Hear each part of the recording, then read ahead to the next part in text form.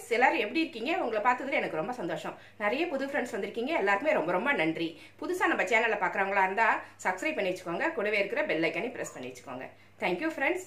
இன்றைக்கி நம்ம கிச்சனில் என்ன பார்க்க போகிறோம்னா, இன்றைக்கி நம்ம கிச்சனில் ஆந்திரா பெசரட்டு எப்படி செய்யலாம் அப்படின்றது தான் பார்க்க போகிறோம். இது ஹை ப்ரோட்டீன் தோசை. இது ரொம்ப நல்லாயிருக்கும். இப்போ நிறைய ப்ரோட்டீன் சேர்த்துக்கணும்னு சொல்கிறாங்க பார்த்தீங்களா? இந்த சமயத்தில் நம்ம இது மாதிரி சேர்த்துக்கிட்டோன்னா நோய் எதிர்ப்பு சக்தி நம்மளுக்கு நிறைய கிடைக்கும். இது எப்படி செய்யலான்னு தான் இன்றைக்கி பார்க்க போகிறோம்.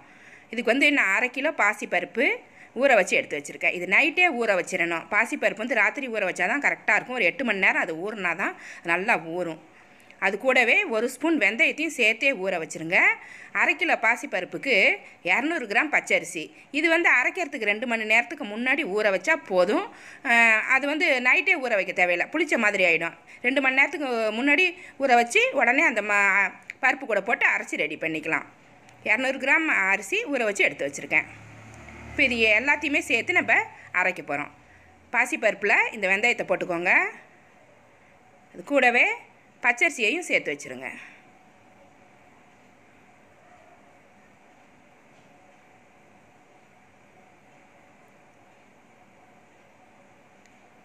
காரத்துக்கு தகுந்த மாதிரி பச்சை மிளகாய் எடுத்திருக்கேன். காரம் கம்மியாக போட்டாலே நல்லாயிருக்கும். ஏன்னா சட்னி வந்து காரமாக தான் நம்ம தொட்டுக்க போகிறோம். அதனால் காரம் கொஞ்சமாக குறைச்சிக்கலாம். தேவையான அளவு பச்சை மிளகாய் சேர்த்துக்கோங்க. அதை போட்டு அரைச்சிடணும், இல்லைனாக்கா குழந்தைங்க வாயில் சிக்கும். இஞ்சி பச்சை மிளகாய் ரெண்டையுமே போட்டே அரைச்சிட்டிங்கனாக்கா குழந்தைங்களுக்கு வாயில் அகப்படாமல் இருக்கும், காரம் இல்லாமல் இருக்கும், நல்லா சாப்பிடுவாங்க. வெங்காயம் 2 கட் பண்ணி வச்சுருக்கேன். கொத்தமல்லி புதினா எடுத்து வச்சுருக்கேன். இதெல்லாம் மாவு அரைச்சதுக்கப்புறம் நம்ம சேர்த்துக்கலாம். தேவையான அளவு உப்பும் போட்டு நம்ம அரைச்சி எடுத்துகிட்டு வந்துடணும். இப்போ இது எல்லாத்தையுமே மிக்சியில் தான் நம்ம போட்டு அரைக்க போகிறோம். கிரைண்டர் தேவையில்லை. மிக்சியில் கொஞ்சம் கொஞ்சமாக போட்டு அரைச்சி எடுத்துக்கோங்க. ரொம்ப தண்ணி ஊற்றாமல் எடுத்துக்கோங்க. அப்போ தான் நம்ம தேவையான அளவு தண்ணி ஊற்றி அப்புறமா நம்ம கலந்துக்கலாம். 2 பெரிய வெங்காயம் பொடியாக கட் பண்ணி வச்சுருக்கேன். இதை நல்லா கையால் பிசைஞ்சிட்டு சேர்த்துக்கோங்க. இல்லைன்னா உருண்டை உருண்டையாக இருக்கும், அதில் மாவில் கலக்காது. கூடவே கொத்தமல்லி புதினா கருவேப்பிலை இது 3ஐயுமே இது கூட சேர்த்துடலாம். ஒன்றா சேர்த்து கலந்துருங்க. நான் உப்பு போட்டே அரைச்சிட்டேன். இப்போ மாவு ரெடியாக இருக்குது. உங்களுக்கு தேவையானபடி தண்ணி ஊற்றி கலந்துக்கோங்க. நான் அடை மாதிரி சுட போகிறேன், அதனால் நான் கொஞ்சம் கெட்டியாகவே வச்சுருக்கேன். தோசை மாதிரி செய்யணுன்னா இன்னும் கொஞ்சம் தண்ணி எக்ஸ்ட்ராவே சேர்த்து கலந்து வச்சுக்கணும். இப்போ மாவு ரெடியாக இருக்குது. இப்போ ஊற்ற ஆரம்பிச்சிடலாம். கல் வச்சு தோசைக்கல் சூடானோடனே ஊற்றி எடுத்துடலாம். தோசைக்கல் சூடாயிருச்சு. இதில் கொஞ்சமாக ஊற்றிடலாம். நம்ம மாவை அடை மாவு மாதிரி நம்ம ஊற்ற போகிறேன். தோசை மாவுனா இன்னும் கொஞ்சம் தண்ணி அதிகமாக ஊற்றி கொஞ்சமாக பரப்பி விடணும். தோசை மாதிரி கொஞ்சம் மெல்லிசாக ஊற்றி எடுத்துக்கணும்.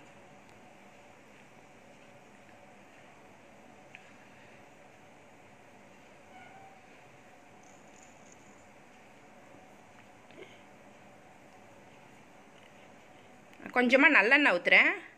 நெய் கூட ஊற்றிக்கலாம், நல்லாயிருக்கும், வாசனையாக இருக்கும்.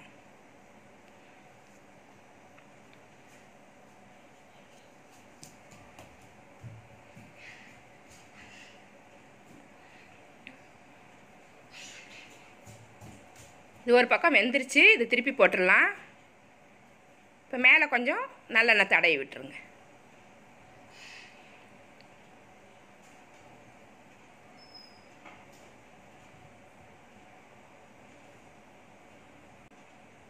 ரெடி ஆனதுக்கப்புறம் இது மாதிரி தான் இருக்கும். ரொம்ப சூப்பராக இருக்கும். இது காம்பினேஷன் பார்த்திங்கன்னா நான் தக்காளி சட்னி வச்சுருக்கேன்.